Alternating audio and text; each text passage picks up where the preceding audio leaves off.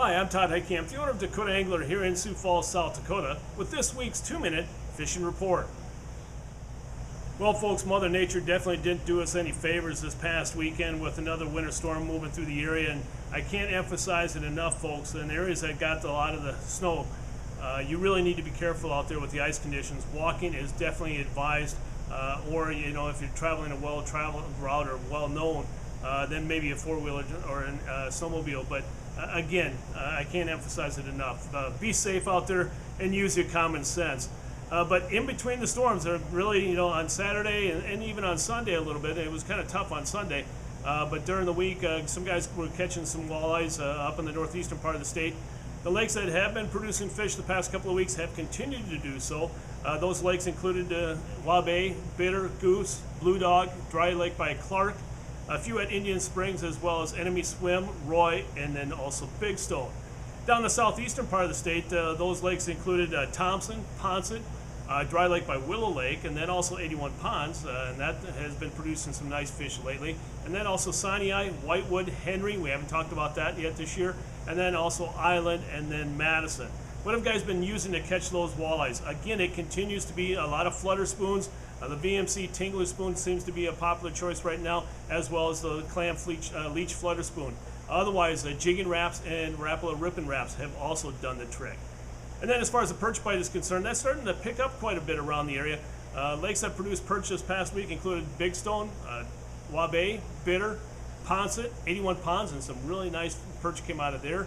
And then also Scott Slough and West Oakwood. And a lot of people thought West Oakwood completely winter killed. There's a lot of perch in there, but they're smaller, and you have to sort through the smaller ones to get some, some perch that are worth cleaning.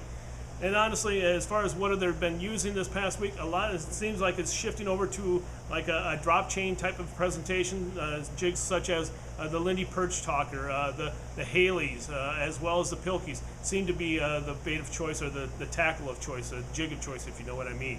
And as far as bait is concerned, small minnows, as well as waxworms and maggots, and we have plenty on hand as well. And then also some guys have been talking about dead sticking, and that's been working really well. But the perch have been really biting light, so you need to be on top of that as well. And then what they've been using with the dead sticks is just some small tungsten jigs.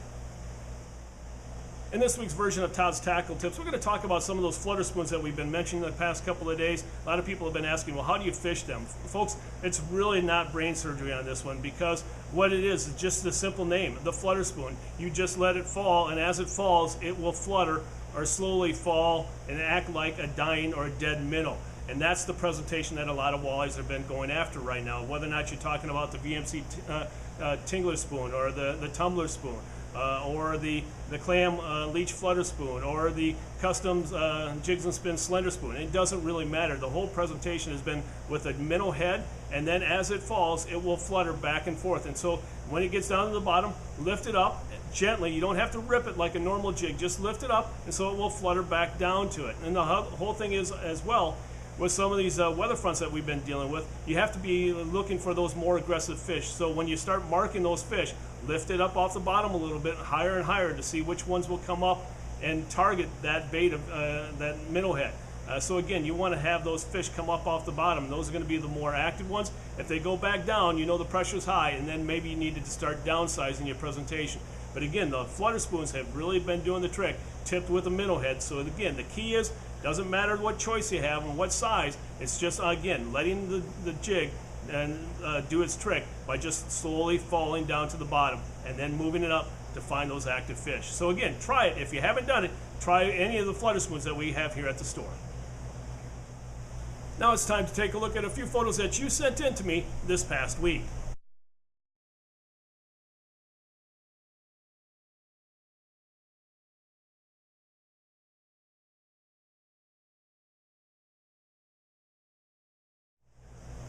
And remember, folks, if you'd like your photo included in next week's version of the 2-Minute Fishing Report, please send it to me. Send it to Todd@DakotaAngler.com, or post it to our Facebook wall.